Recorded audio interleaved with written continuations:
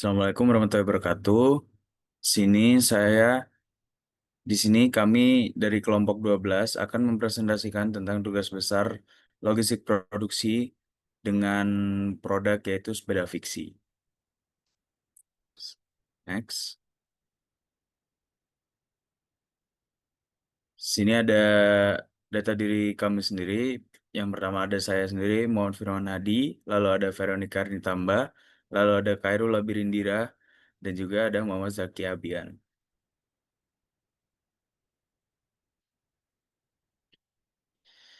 Yang pertama di sini ada deskripsi produk. Sepeda fiksi adalah sepeda yang memiliki satu gigi tunggal dan tidak dilengkapi mekanisme roda bawah, yang berarti pedal akan selalu berputar bersama dengan roda belakang sehingga pengendara tidak bisa berhenti mengayuh atau meluncur. Dan untuk mengerem, pengendara dapat menahan putaran pedal dengan mengayuhnya ke bagian belakang. Jadi tidak ada sistem pengereman di tangan. Fungsi utama dari sepeda fiksi sendiri adalah transportasi yang lebih efisien, mekanisme direct drive, kemudahan perawatan, dan juga estetika dan kustomisasi. Target konsumen produk adalah mahasiswa dan pelajar, juga ada pekerja perkotaan, dan juga ada penggemar minimalisme komunitas sepeda.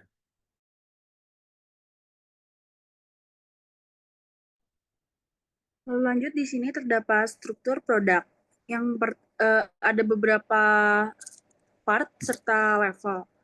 Yang pertama yaitu sepeda fiksi masuk ke level 0, keterangannya jumlahnya 1 pieces, lalu lanjut yang kedua ada chassis, level satunya ada chassis, wheelset, drivetrain, cockpit, serta seat area. Lalu untuk nama part selanjutnya, untuk level 2-nya ada assist post, stem, handlebar, pedal, crankset, rantai ban, serta velg. Lalu lanjut untuk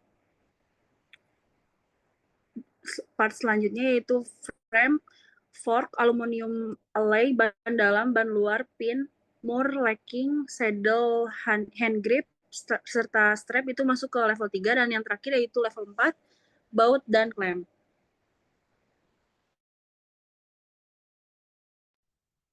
Lalu di sini terdapat diagram bill of material di mana yang sudah dijelaskan oleh Veronica di mana level 0 itu yaitu sepeda fiksi yang produk jadinya, lalu untuk level 1 di chassis, wheelset, drivetrain dan cockpit serta seat area hingga ke level 4 di mana itu hanya baut dan klem.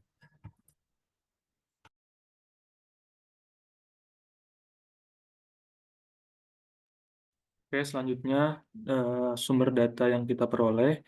Data yang kita peroleh itu dari data permintaan historis sepeda fiksi pada toko AG Bikes khususnya di Shopee. Data yang diambil berupa jumlah penjualan bulanan produk sepeda fiksi selama periode Januari sampai Desember yang ditampilkan pada halaman produk Shopee dalam bentuk angka terjual. Lalu toko AG Bikes memiliki volume penjualan yang stabil dan konsisten sehingga layak dijadikan basis time series untuk kebutuhan peramalan. Lalu ini untuk data historisnya. Ini merupakan data permintaan dari Januari sampai Desember. Next.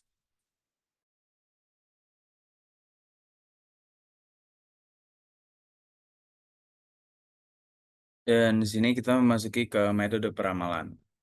Eh, kita kami menggunakan forecasting linear regression programming, yang dimana metode peramalan yang digunakan pada penelitian ini merupakan teknik peramalan kuantitatif yang memodelkan hubungan antara variabel waktu sebagai variabel independen dan permintaan sebagai variabel dependen. Sini terdapat tabel hasil dari perhitungan untuk eh, pada periode 13 itu terhitung Januari hingga periode 24.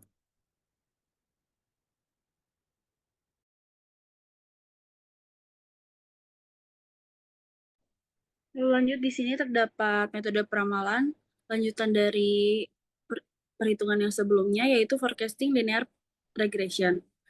Di sini terdapat tabel MAPD yang menerangkan bahwa yang 0 itu adalah sangat akurat, yang 10% akurasinya sangat baik, yang 20% itu akurasinya rendah, dan yang 30% yaitu yang tadi 20% itu akurasinya sedang, yang 30% itu akurasinya rendah. Hasil yang didapatkan menunjukkan bahwa hasil perhitungan MAPD sebesar 2,135% termasuk dalam kategori sangat baik. Hal ini berarti tingkat kesalahan sangat kecil sehingga perhitungan atau peramalan memiliki akurasi yang sangat tinggi dan dapat dipercaya sebagai dasar pengambilan keputusan.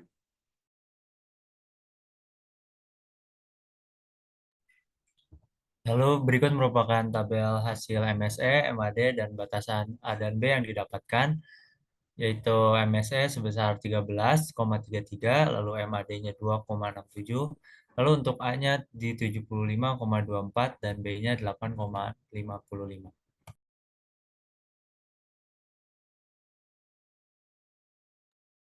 Lalu selanjutnya, ini adalah grafik linear regression method menunjukkan bahwa perbandingan antara demand dan peramalan yang menandakan adanya tren naik pada data permintaan. Lalu tabel selanjutnya, tabel perbandingan antara MAPD terendah yaitu 4,67%, lalu MAD terkecil yaitu 6,92%, dan MSE terendah yaitu 76,75%.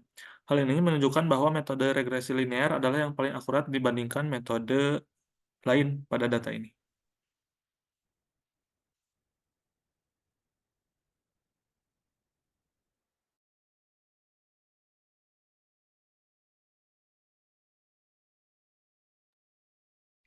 Dan di sini terdapat dasar yang kami gunakan. Dan berdasarkan perhitungan menggunakan metode linear regression tadi, kami memperoleh persamaan garis tren permintaan sepeda fiksi sebagai berikut. Di sini terdapat tabel dengan periode 25 sampai 36 dan forecast demand-nya sebelah kiri bawah, dan juga di sini terdapat tabel MSE, MAD, dan juga MAPD yang merupakan hasil peramalan menggunakan regresi menunjukkan bahwa permintaan sepeda fiksi mengalami peningkatan yang sangat konsisten dan juga ditandai dengan nilai forecast yang lebih tinggi dibandingkan periode sebelumnya.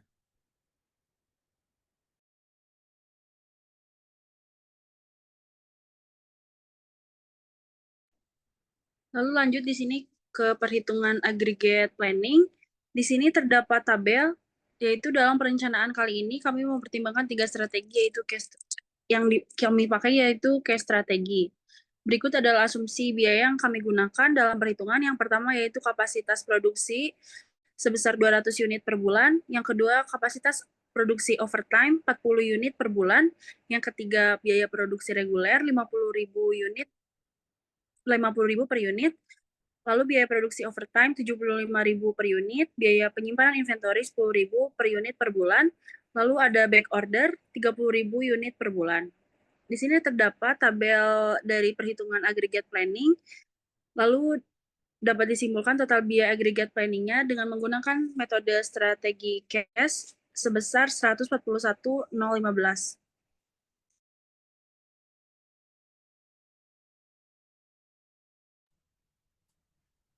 Oke, kita lanjut ke MPS atau Master Production Schedule.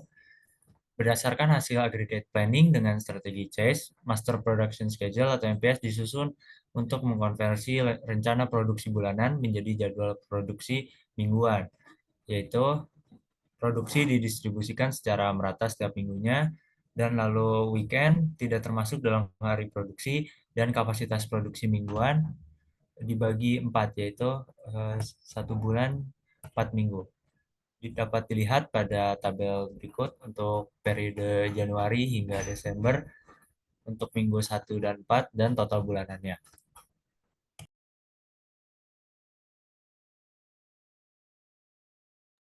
Lalu selanjutnya ada data input MRP berdasarkan hasil perencanaan agregat pada bab 3 atau MPS telah ditetapkan dengan tabel produksi sepeda fiksi sebanyak 2.630 unit dalam periode 12 bulan yaitu Januari sampai Desember. Lalu MPS ini diuraikan ke dalam rencana produksi. Lalu untuk asumsi yang digunakan yaitu on-hand inventory yaitu 0 unit, semua komponen harus dipesan atau diproduksi.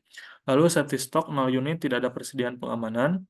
Lalu ada lot sizing teknik, lot for lot, L4L memesan sesuai kebutuhan neto setiap periode.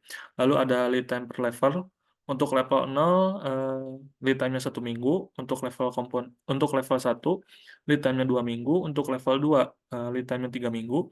Untuk level 3, lead time-nya 4 minggu. Dan untuk level 4, lead time-nya 5 minggu.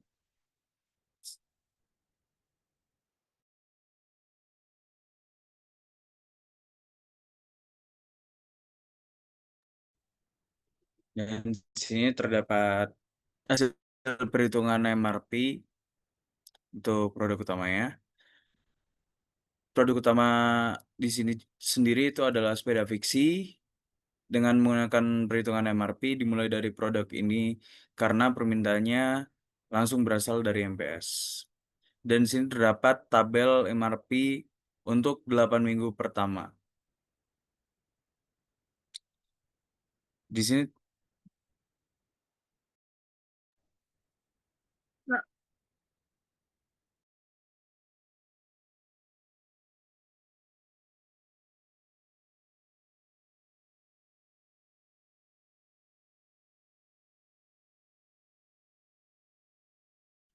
dan di sini terdapat MRP turunan untuk per part sesuai dengan BOM yang ada. Sini MRP turunan bekerja berdasarkan prinsip dependent demand, di mana kebutuhan komponen turunkan secara matematis dari kebutuhan produk akhir, dan juga berbeda dengan independent demand yang berasal dari peramalan pasar. MRP menggunakan pendekatan time phase yang mempertimbangkan lead time pada setiap level, jadwal produksi yang sudah ditetapkan, dan juga on-hand inventory. Dan di sini terdapat tabel-tabel hasil berdasarkan level yang sudah ada.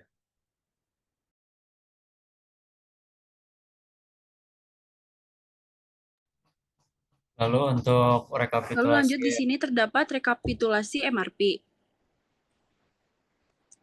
Di sini terdapat rekapitulasi MRP yang disusun berdasarkan MPS atau Master Production Schedule sebanyak 2.630 unit sepeda fiksi dan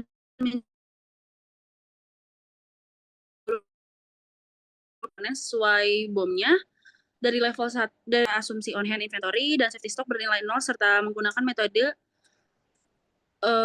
lot for lot sehingga seluruh kebutuhan material bersifat dependent demand.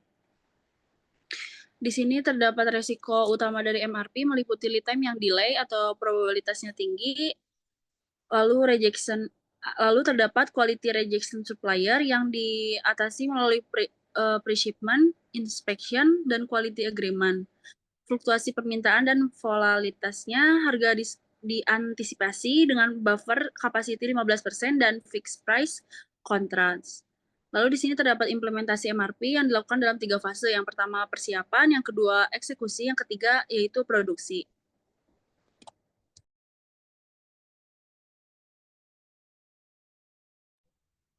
Lalu kita masuk ke kesimpulannya, yaitu berdasarkan hasil analisis tujuan penelitian dalam perancangan sistem perencanaan produksi dan material BOM sepeda fiksi telah tercapai.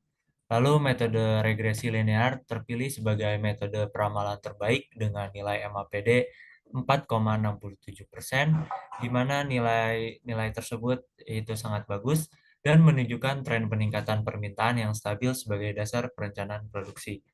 Lalu pada tahap aggregate planning, C strategi dipilih karena menghasilkan biaya terendah sebesar 141.015.000 dan mampu menyesuaikan produk dengan permintaan.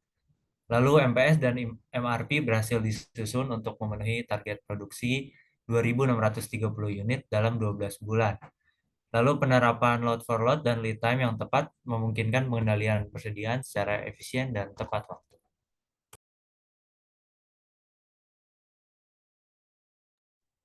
Lalu untuk selanjutnya ada saran, yaitu yang pertama penambahan safety stock.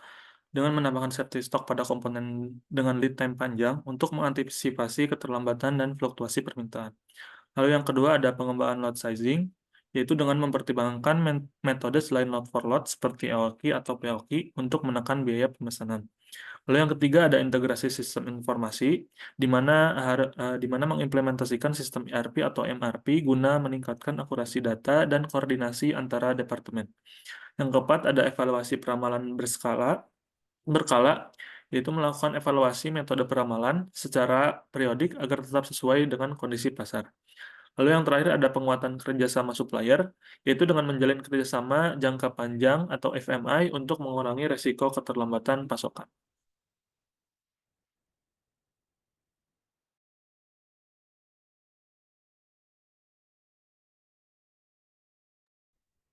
Sekian presentasi dari kami, kelompok 12. Terima kasih atas perhatiannya, dan mohon maaf jika terdapat salah kata atau salah kalimat. Saya tutup. Wassalamualaikum warahmatullahi wabarakatuh. Terima kasih.